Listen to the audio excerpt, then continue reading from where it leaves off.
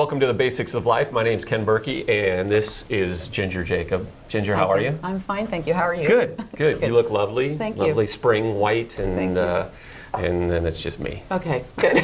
No, you look great too. Oh, thank you. I was looking for that compliment. Mother Teresa said this. She said, the worst kind of poverty is not necessarily hunger, which is bad, or disease, but it's someone feeling all alone. And you were involved in leading some ministries where you just want to make sure that people are not alone while they're navigating this thing that we all experience in life called loss. Why don't you talk about this for a little bit? Because I know this is passionate in your heart, but it's also just, it's huge in our culture, what you're trying to do, because it's countercultural. Yes, it is. And I am very passionate about it. I just feel that when people are walking through the deepest, darkest valley of their life, which oftentimes is losing someone very close to you, passing away, and that they should not be doing this alone, and that they don't know where to turn. They don't know how to make a decision. They don't know where to get good advice. They just need someone to care for them, to be kind to them, and walk alongside them and help them. So in what that looks like at Green Valley, it starts with our funeral ministry, which it's just something that I am so very, very passionate about, and it allows us to really walk alongside a family, to help them with a memorial service, to show them love and kindness, help them with all the details, and literally let them know they're not alone.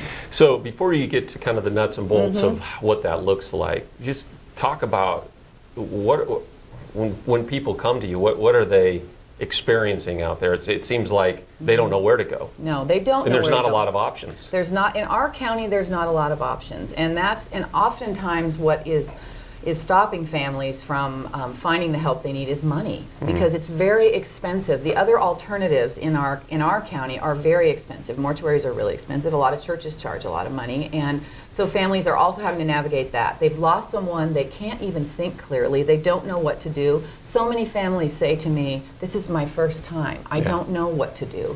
And so they need someone to help them, guide them, love them, and also not be telling them, and this costs you $1,000 to do this and $2,000 to do that, because a lot of people can't afford that. So then they're second guessing, saying maybe we can't do anything, which then doesn't allow them to mourn and to grieve and begin healing. We'll talk about that. Talk about how our cultures, we don't really model or teach how to do that. So they're not even sure where to begin when it comes to mourning. No, because we don't model it. But it is so biblical, Ken. You know, Matthew 5:4, God blesses those who mourn, for they will be comforted.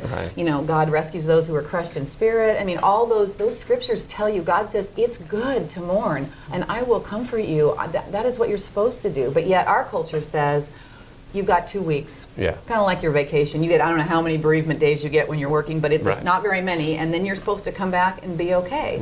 I've had people tell me that they don't even respond to others when people ask you how you are. You can relate to this from an experience you have, because people don't really want to know. They expect you to be over it. So there's that going on as well.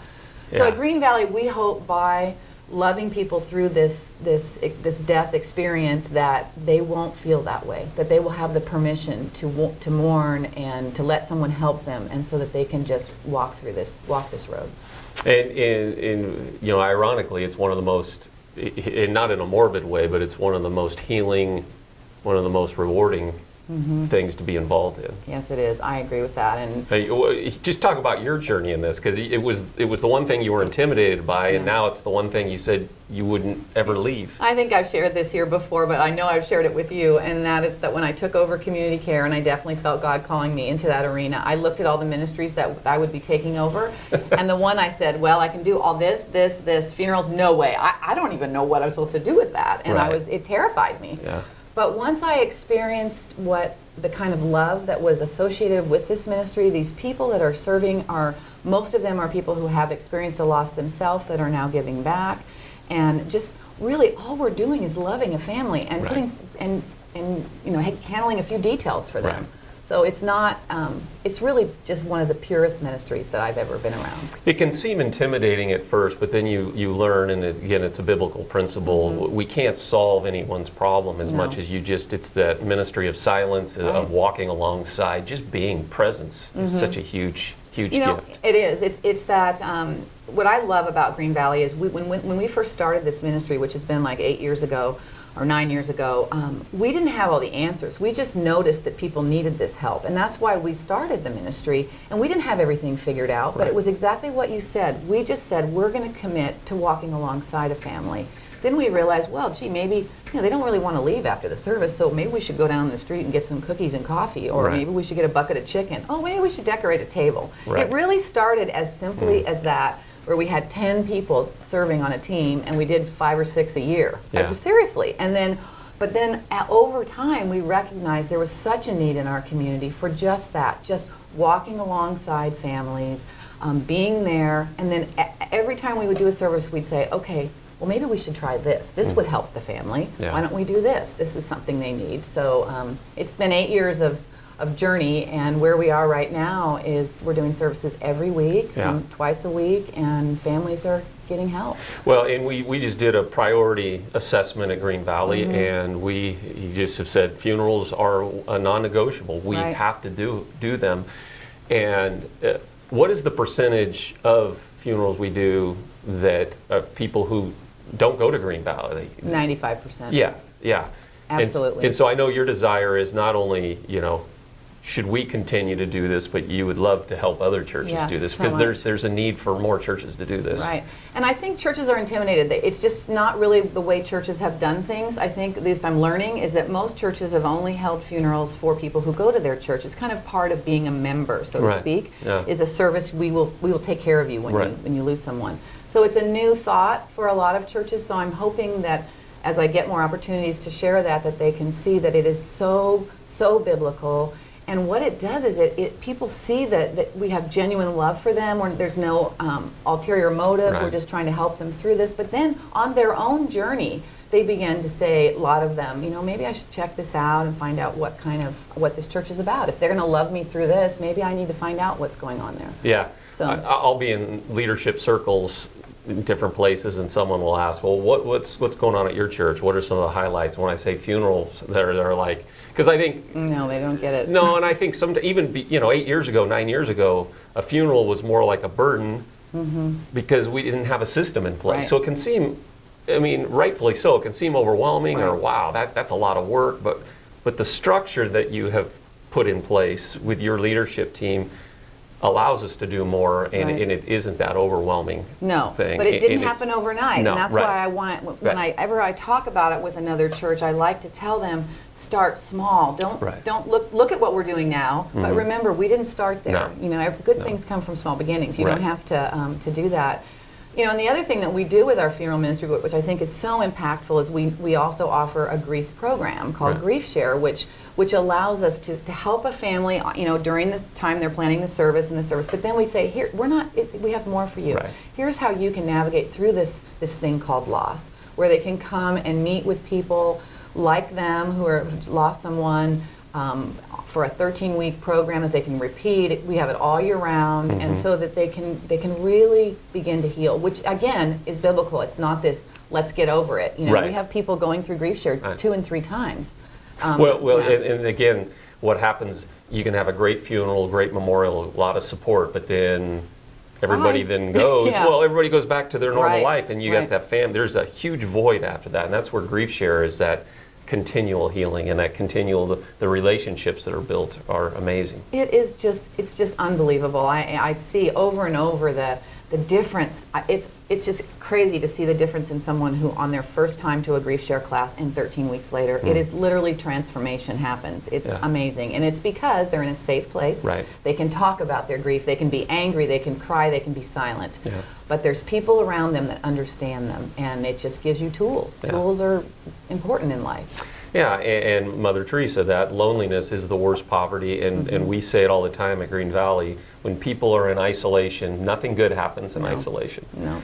So if you can have the safe, you can be anonymous, you can be as forthright as you want to be, but you're just not alone. There's healing in that. Right, and the other thing that's happened as a result of our focus and this non-negotiable status that we have in the grief support ministry, funerals and Griefshare, is that there's people that become very passionate about a specific type of loss. So we have a very thriving moms group, which is sad, but it's moms that have lost children. That's a different kind of loss, and very special. They still go through Griefshare, but then they get together in a support group. So again, healing, more healing, Right.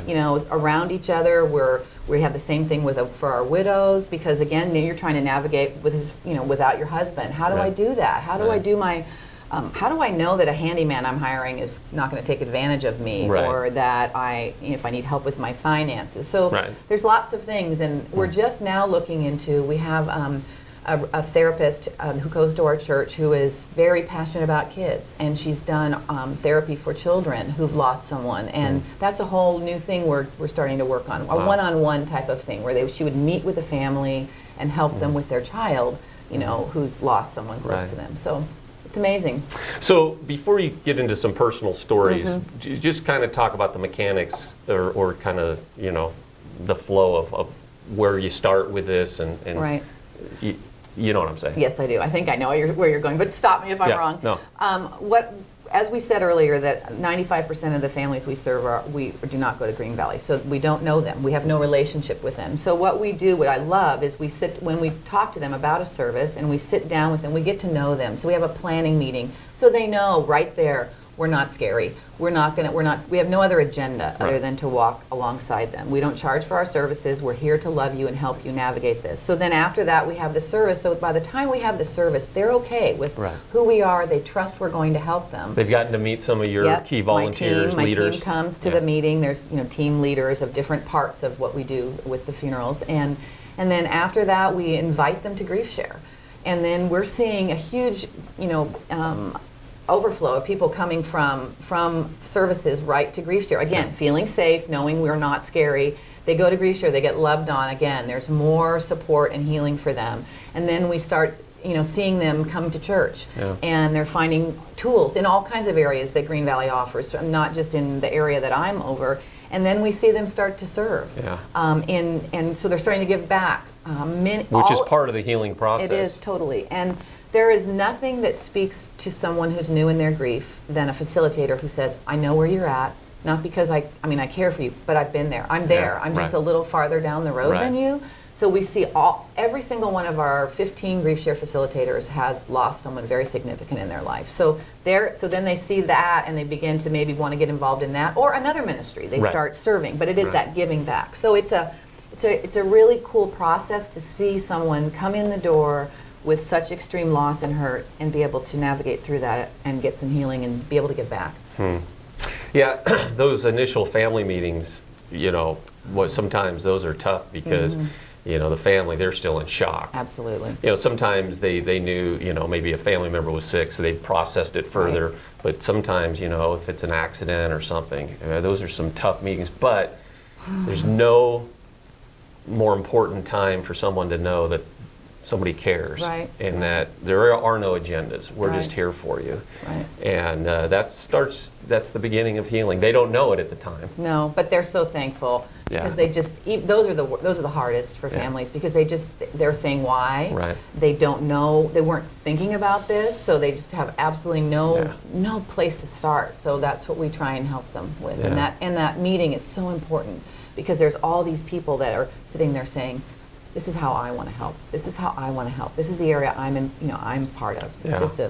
it's a really great thing. Before you get to the stories, just one more thing. And again, I know you speak at other churches and in different events. We really do want more churches to do this, Yes. kind of in the same, no strings attached, don't charge, because we're doing at least one a week, if not two. There comes a point where we can't do anymore, have to and it's turn really away. hard to tell someone we can't, but you can't do two funerals at the same time. So Yeah, I get that question though. Can't you do it in the morning and Yeah. in the afternoon? No, actually we can't. yeah, there just comes there is that limit, and so I appreciate your passion, and we have great churches in this community, so we just want more and more churches. Yeah, and I would love to share with anyone, if Yeah. anyone's watching that knows someone who's in ministry or has a church that would be interested in something like this. I am very passionate about it. I will share everything that we have in order to help people get something started. Well, there's a church in Portland that is Right. going to fly down a couple of people, hopefully, and because they want to learn. Right, and I have a church in Elk Grove and in Galt who has started as a result of coming to a service for Yeah. a sort of family member and seeing it at our church, saying, wow, we should be doing that at our own church. So I hope,